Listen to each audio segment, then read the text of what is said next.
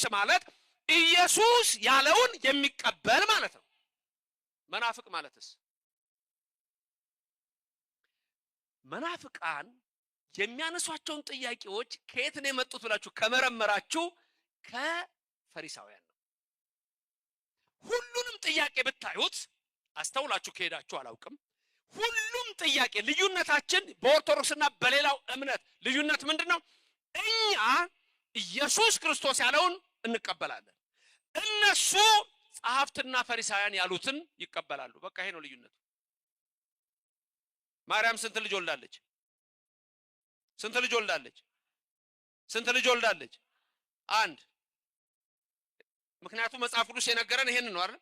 እምነታችን የነገረን ይሄን የተማነው ይሄንን ነው። ሌሎች ሰዎች ፈሪሳውያን ግን ምን አሉ? ወንድሞቹን አናቃቸውም እህቶቹን አናቃቸውም አሉ። እችን ለቀም አረጉና መናፍቃን ማርያም ሌላ ልጅ አላት አሉ። ላቲ ስብሐት ለስም አጠራሯ ክብር ምስጋና ይግባት። ልዩነቱ ይሄ ነው።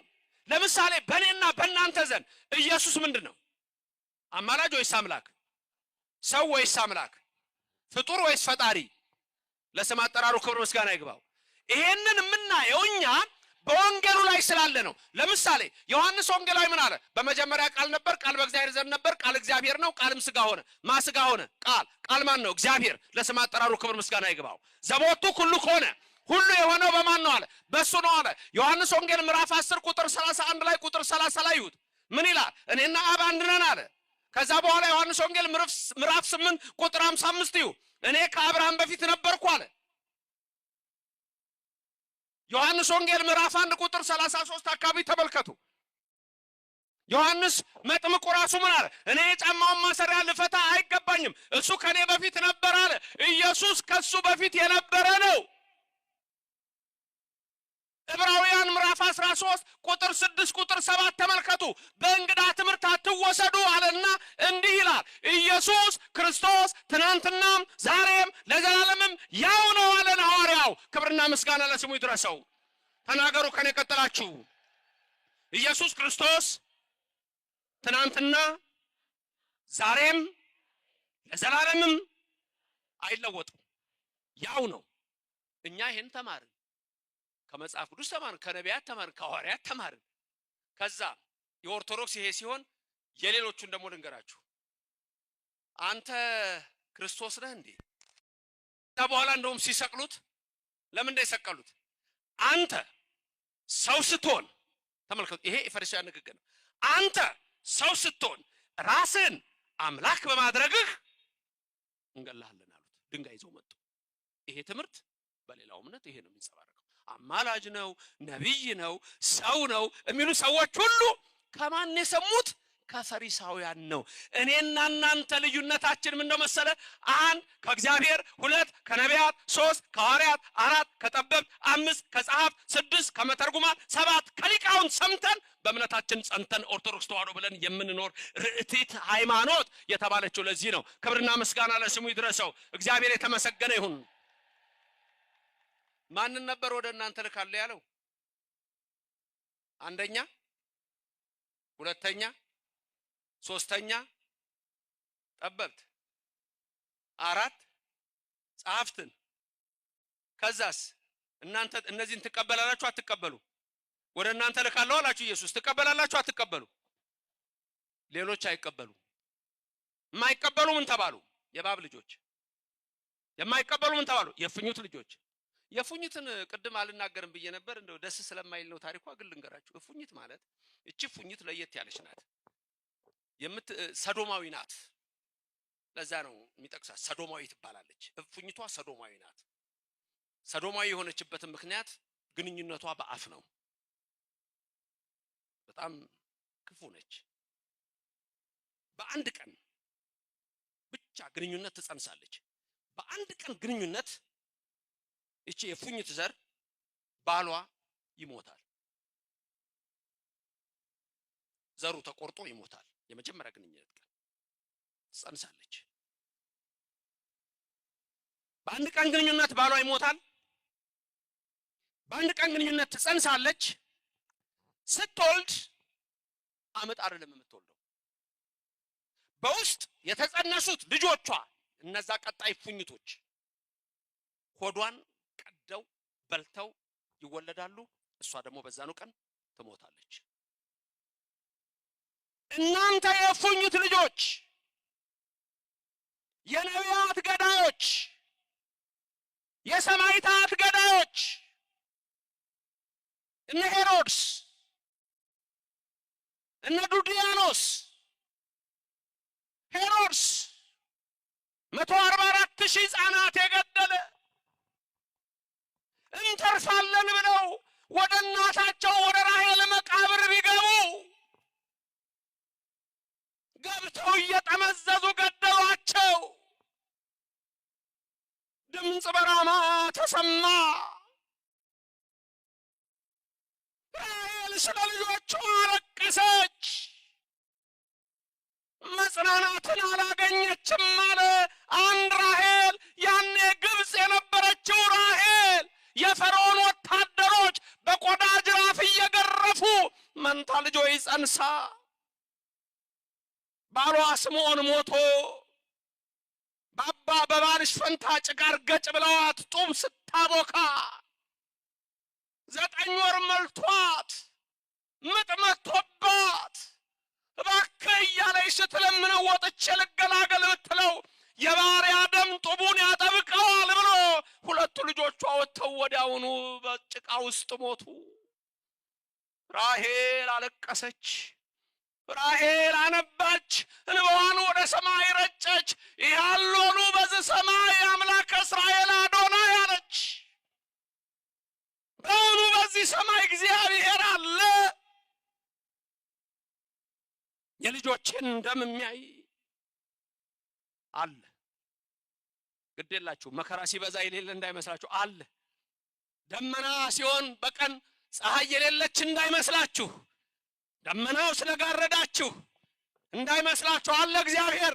በማደሪያዬ ሆኜ በጸጥታ ተቀምጬ ሁሉንም አየዋለሁ ይላል የኔና የእናንተ አምላክ። ጊዜ ገቢር ለእግዚአብሔር የሚሰራበት ጊዜ አለው። እሱ ሲሰራ ማንም የሚናገር የለም። ያኔ በአፍንጫ ውስጥ ትንፋስ ባህርን ይከፍላል። ፈርዖን ደም አፍሳሽ ይሰጥማል። ይችላል። የኔና የእናንተ አምላክ ይገለጻል። የኔና የእናንተ አምላክ ያደርጋል። የኔና የእናንተ አምላክ ማንም የማይሰራባት ሰዓትም ትመጣለች ይላል።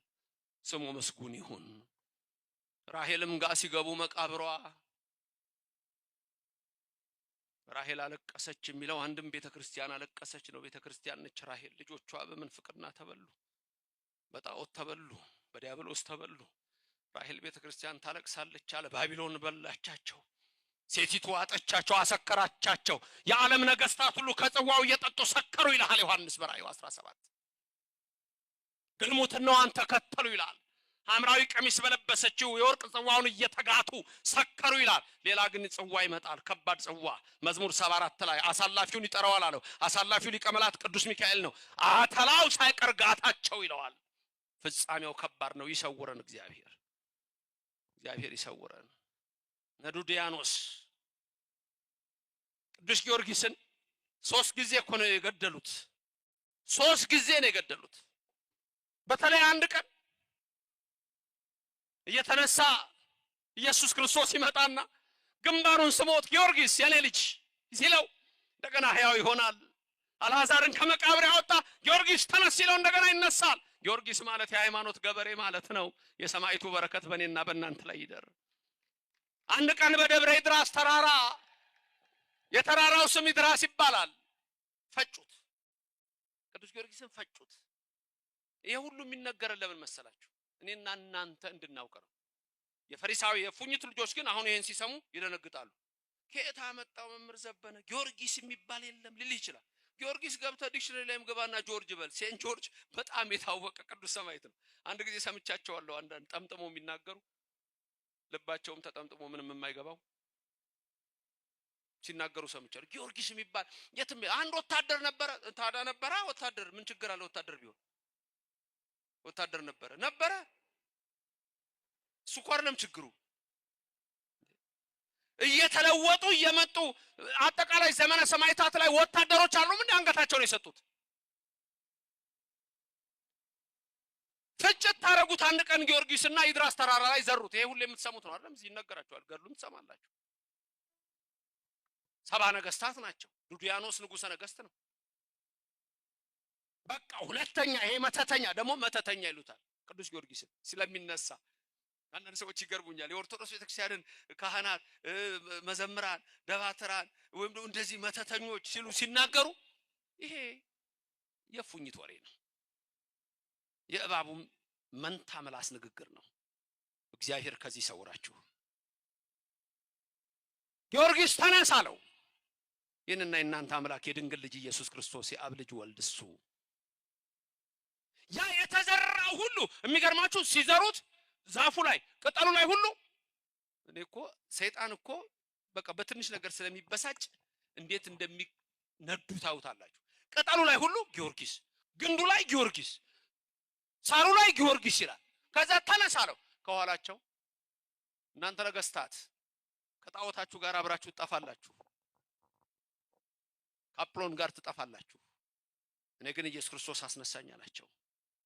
ለስም አጠራሩ ክብር ምስጋና ይግባው። አሁን ልብ በሉ፣ ኢየሱስ ነው የሚናገረው። ማንም ይህን ቃል መቃወም አይችልም። ቃሉ ማቴዎስ 23 ነው። ቁጥሩ ከ33 ጀምሮ ነው ያነሳ ነው ዛሬ። ወበእንተዝ ናሁ አነ እሴኑ ሀቤክሙ፣ ወደ እናንተ አሁን እልካለሁ ቀድሜም ልኬአለሁ ይላል። ማንን ላኩ? 1 ነቢያት፣ 2 ሐዋርያት፣ 3 ጠበብት፣ 4 ጸሐፍት፣ ከዛ መተርጉማንም አብሮ። ነቢያት አሁን ተጠንቅቃችሁ የምታዩት ምንድነው? ወበእንተዝ አነ እፌኑ ሀቤክሙ፣ እኔ ወደ እናንተ አሁን እልካለሁ። ማን ይሄን የተናገረዋል? ጠሩት ስሙን። ማን ይሄን የተናገረው? ኢየሱስ ክርስቶስ ነው የተናገረው። የተናገረውን ማወቅ ያስፈልጋል።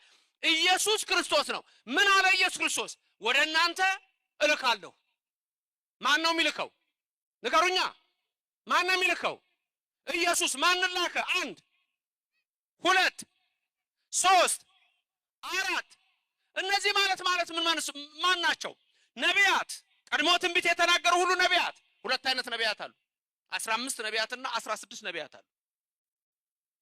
ይህንን ከትላንት ወዲያም ስናገር ነበር። ጸሎተ ዕጣን የሚባል መጽሐፍ አለን። 15ቱ ነቢያትና 16ቱ የተለያዩ ናቸው። አንዳንድ ሰዎች እንደውም ለምን 15 ያደርጋቸው ብሎ ይጠይቁኛሉ። እነሱ ሌላ ናቸው።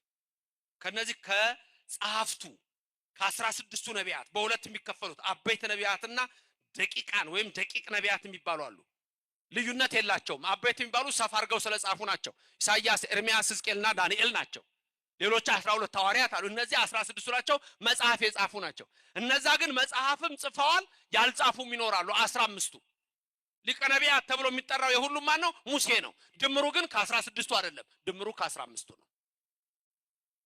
አንዳንድ ሰዎች እንደዚህ ነገር ስለሚፈልጉ ትሰማላችሁ፣ ለሁሉም ስለሆነ ትምህርቱ። ስለዚህ ነቢያትን የላከ ማን ነው?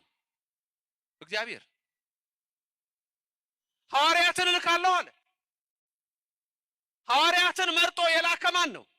ማቴዎስ 10 ኑ ብሎ ስልጣን ሰጥቶ በአጋንንት ላይ፣ በመናፍስት ላይ፣ በድውያን ላይ ስልጣን ሰጥቶ ሂዱ፣ የምታስሩት የታሰረ የምትፈቱት የተፈታ ይሁን ብሎ የላካቸው ማን ነው? ኢየሱስ ክርስቶስ። ታዲያ እንዴት ሆነ ነው አልቀበልም የምትለው? እኛማ ታደለናል። ነቢያትን አንቀበልም፣ ሐዋርያትን አንቀበልም። እናንተ ድናችኋል። የፉኝት ልጆች አይደላችሁም፣ የእባብ ልጆች አይደላችሁም። እናንተ የድንግል ማርያም ልጆች፣ የቅዱስ ቤተክርስቲያን ልጆች፣ የራሱ የእግዚአብሔር ልጆች ናችሁ። ክብርና ምስጋና ለስሙ ይድረሰው። ልዩነቱ ሲገባህ ነው እምነት የሚገባህ። ልዩነቱ ሲገባህ ነው። የሚገርማችሁ